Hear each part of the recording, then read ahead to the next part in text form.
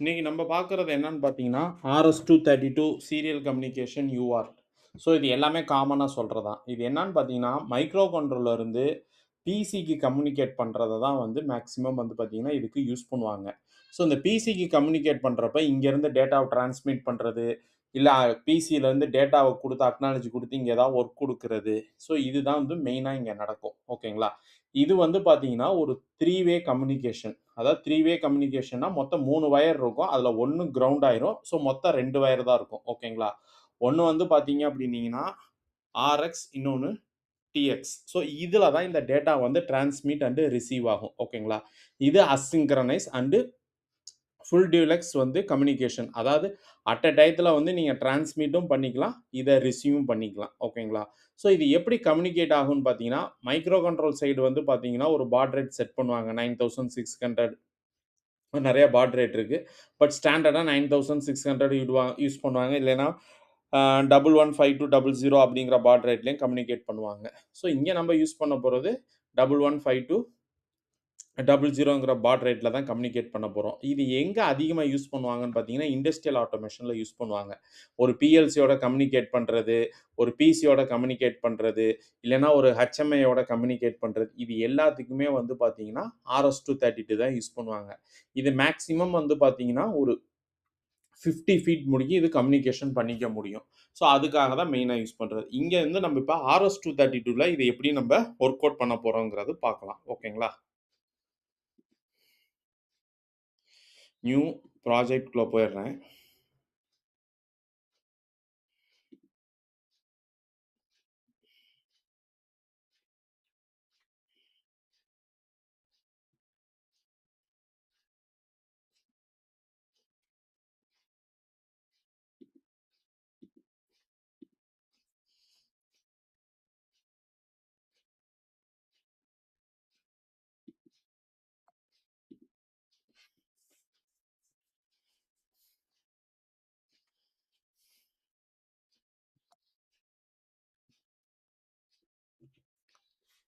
So நான் இங்க use பண்ண போறது என்னன்னு பார்த்தீங்கன்னா, நியூக்ளியர் போர்ட். ஸோ நியூக்ளியர் போர்ட்ல நம்மளுக்கு இன்பில்டாவே வந்து பார்த்தீங்கன்னா, RS-2 கம்யூனிகேஷன் பண்ணிக்கலாம். ஸோ எக்ஸ்டர்னலா அதுக்கு வந்து RS-232 எதுவுமே பண்ண தேவையில்ல உங்களுக்கு. ஓகேங்களா?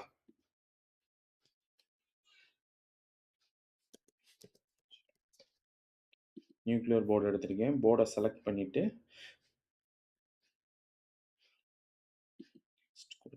ஸோ ப்ராஜெக்ட் நேம் என்ன குடுக்கலாம் அப்படின்னு பார்த்தீங்கன்னா, RS-232 POCன்னு குடுத்துர்றேன். நெக்ஸ்ட் குடுக்குறேன். ஸோ நெக்ஸ்ட் குடுத்துட்டு ஃபினிஷ் குடுத்துர்றேன்.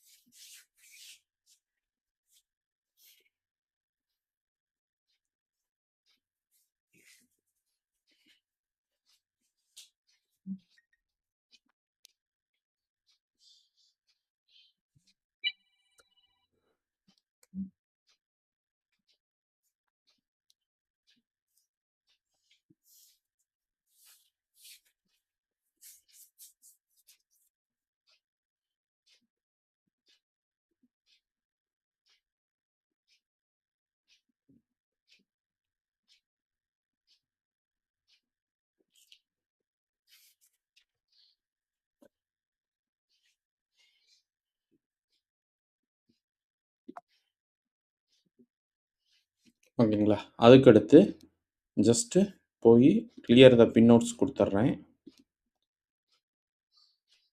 குடுத்ததுக்கப்புறம் இப்ப என்ன பண்ண போறேன் அப்படின்னு பார்த்தீங்கன்னா, இங்க இருக்கு பார்த்தீங்களா?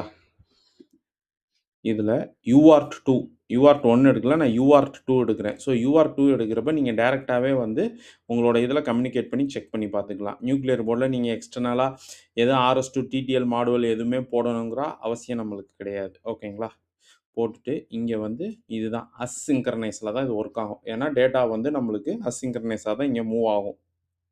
அதுக்கடுத்து இத இன்டரப்ட்டா யூஸ் பண்ணா பத்தி தனியா உங்களுக்கு ஒரு வீடியோ போடுறேன். ஸோ இப்ப இன்டரப்ட்டா யூஸ் பண்ணணும்னா இத நீங்க எனேபிள் பண்ணிக்கலாம்.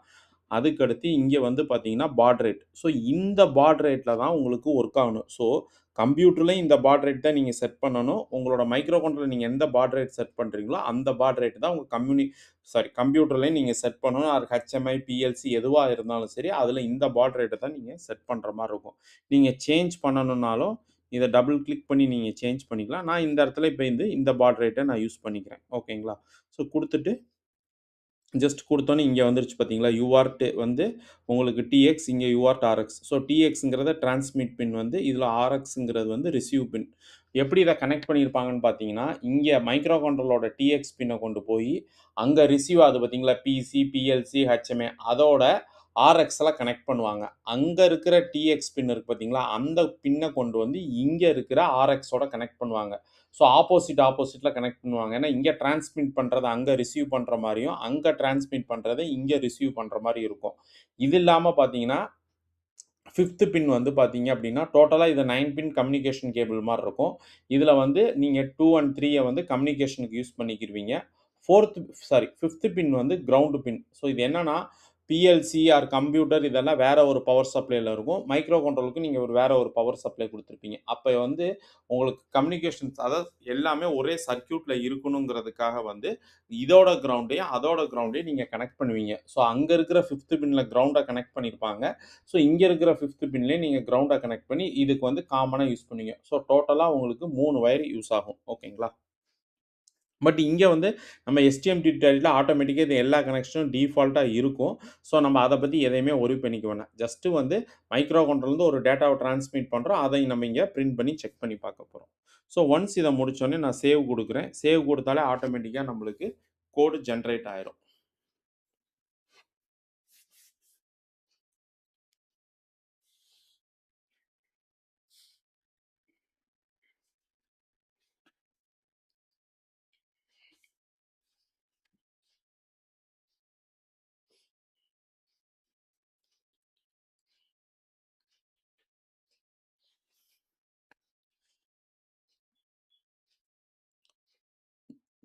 ஸோ இப்ப இங்க பார்த்தீங்கன்னா, ஆட்டோமேட்டிக்கா நம்மளுக்கு UART2 இருக்கு. ஸோ இந்த UART2க்கு என்னென்ன இதெல்லாம் செட் ஆயிருக்குன்னு பார்த்தீங்கன்னா, இங்க தெரியும் உங்களுக்கு.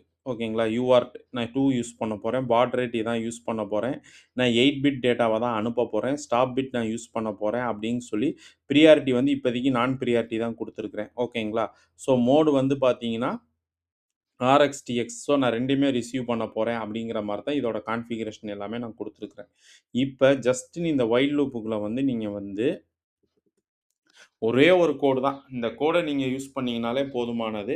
என்னான்னு பார்த்தீங்க அப்டின்னா, ஜஸ்ட் நான் என்ன பண்ணியிருக்கேன்னா, ஒரு கேரக்டர்ல வந்து ஹலோ வேர்ல்டுன்னு குடுத்துருக்கிறேன். குடுத்ததுக்கப்புறம் பார்த்தீங்க அப்டின்னா, இதோட டெம்ப் எப்படி இருக்குன்னு பார்த்தீங்கன்னா, AR அண்டர்ஸ்கோர் ஓகேங்களா? UART அண்டர்ஸ்கோர் டிரான்சாக்ஷன் இருக்கு பார்த்தீங்களா? ஜஸ்ட் இவ்வளோதாங்க. இ இத தான் இங்க நான் கான்ஃபிகர் பண்ணி குடுத்துருக்கேன். இங்க நான் எந்த UARட்ட யூஸ் பண்ண போறேன் அப்படின்னு நான் டிக்ளேர் பண்றேன். அத தான் இங்க நான் டிக்ளேர் பண்ணியிருக்கிறேன். எந்த UARட்ட யூஸ் பண்ண போறேன்னு. அதுக்கடுத்து நான் என்ன டேட்டாவ அனுப்ப போறேன். ஸோ இத பொறுத்த முடியும் இங்க வந்து பார்த்தீங்கன்னா, Cல ஸ்ட்ரிங் கிடையாது. ஸோ நம்ம ஒவ்வொரு டேட்டாவா தான் அனுப்ப போறோம். அத கேரக்டரா மாத்தி கன்வெர்ட் பண்ணி அனுப்ப போறோம். ஸோ அதுதான் இங்க வேல. இங்க என்ன பண்ணியிருக்கோம் அப்படின்னு பார்த்தீங்கன்னா, அது ஏன் இன்ட் யூஸ் பண்ணியிருக்கோம் அப்படின்னு பார்த்தீங்கன்னா, ஸோ மைக்ரோ கண்ட்ரோலரா இருக்கட்டும், கம்ப்யூட்டரா இருக்கட்டும். ஸோ அதுக்கு ஏபிசிடி தெரியாது. அது வந்து பார்த்தீங்கன்னா, ஆஸ்கி வேல்யூல தான் கன்வெர்ட் பண்ணி அதுக்கு புரியும். ஸோ இத வந்து ஆஸ்கி வேல்யூவா கன்வெர்ட் பண்றதுக்கும் இத யூஸ் பண்றோம். ஏன்னா 65ன்னு சொல்லி உங்களுக்கு போகும். ஸ்மால் லெட்டர் ஏன்னா சாரி கேப்பிட்டல் லெட்டர் ஏன்னா, பி அப்படின்னு பார்த்தீங்கன்னா 66. ஸோ இந்த மாரி கம்யூனிகேட் பண்ணி தான் ஒர்க் ஆகும். அங்க கன்வெர்ட் பண்றப்ப நம்மளுக்கு ப்ராப்பரா அது டிஸ்ப்ளே ஆக ஆரம்பிச்சுரும். அதுக்கடுத்து நான் எவ்வளோ டேட்டாவ அனுப்ப போறேன். அத என்ன பண்ணியிருக்கிறேன்னா ஸ்ட்ரிங் லென்த்ன்னு குடுத்து, இந்த மெசேஜ நான் அப்படி போட்டேன். ஸோ இந்த மெசேஜ் போறப்ப ஆட்டோமேட்டிக்கா இந்த ஸ்ட்ரிங்கோட எவ்வளோ லென்த் இருக்குன்னா, இது எவ்வளோ இந்த கேரக்டர் இருக்கோ, அந்த கேரக்டர ஆட்டோமேட்டிக்கா அதுவே டிசைட் பண்ணி போட்டுரும். இல்ல நீங்க கவுண்ட் பண்ணி போடுறதுனாலும் இங்க போட்டுக்கலாம். பட் இதுதான் குட் பிராக்டிஸ் உங்களுக்கு. ஓகேங்களா? என்ன இது இருக்குன்னு சொல்லிட்டு அதுவே எடுத்துக்கிறோம். அதுக்கப்புறம் நான் மேக்ஸிமம் டிலே குடுத்துக்கிறேன். ஸோ எல்லா டேட்டாவும் எனக்கு டிரான்ஸ்மிட் ஆற முடிக்கும் வெயிட் பண்ணுங்கிறதுனால நான் டிலே குடுத்துக்கிறேன். அப்புறம் இன்பில்ட்டா நான் டிலே குடுத்துக்கிறேன். ஸோ இவ்வளோ தான் மொத்தம் கோடே. ஸோ இப்போதைக்கு இத நான் எடுத்துறேன், இல்லன்னா ஜஸ்ட் இத கமெண்ட் பண்ணிர்றேன். ஸோ இப்படி தான் உங்களுக்கு இது ஒர்க் ஆகும். இது ஜஸ்ட் நீங்க குடுத்துட்டீங்கன்னா, ஆட்டோமேட்டிக்காவே உங்களுக்கு வந்து பார்த்தீங்க அப்படின்னா, இது ஒர்க் ஆக ஆரம்பிச்சுரும். உங்களுக்கு டிரான்ஸ்மிட் ஆயி டேட்டா வர ஆரம்பிச்சுரும். ஓகேங்களா? இப்ப நான் உள்ள போயி எங்க இருக்கு? என்ன நேம் குடுத்துருந்தோம்? RS-232 POC இந்த ஃபைல் இருக்கு. ஓகே. ஜஸ்ட் இத நான் ஃபர்ஸ்ட் பில்ட் பண்றேன். ஏதாவது எரர் இருக்கான்னு செக் பண்ணி பார்க்கலாம்.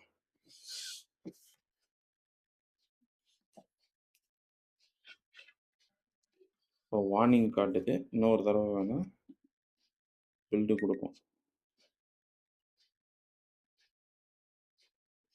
ஓகே.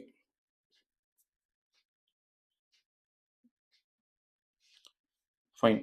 இப்ப என்ன பண்ண போறேன்னா, இத நான் ரன் பண்ண போறேன். அதுக்கு ரன் அஸ் குடுத்துர்றேன்.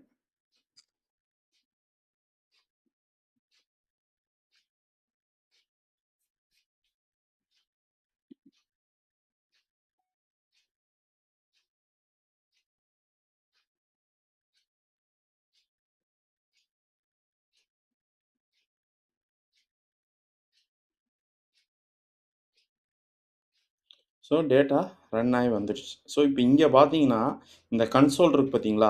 இந்த கன்சோல்ல போயி நீங்க ஜஸ்ட் இந்த கம்யூனிகேஷன் செல் கன்சோல் இருக்கு பார்த்தீங்களா? இதுக்குள்ள போய்க்கங்க. இதுக்குள்ள போய் சீரியல் போர்ட்ன்னு செலக்ட் பண்ணுங்க.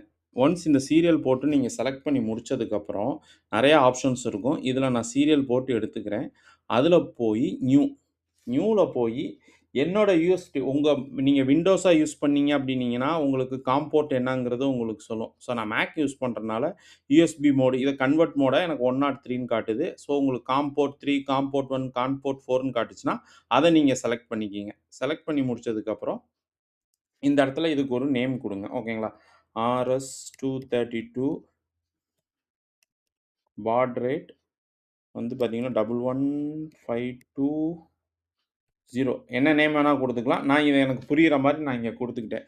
குடுத்துட்டு ஜஸ்ட் வந்து ஃபினிஷ் குடுத்துருங்க. ஃபினிஷ் குடுத்தோனே உங்களுக்கு இங்க தெரிஞ்சிரும். குடுத்துட்டு ஒரு ஓகே குடுங்க.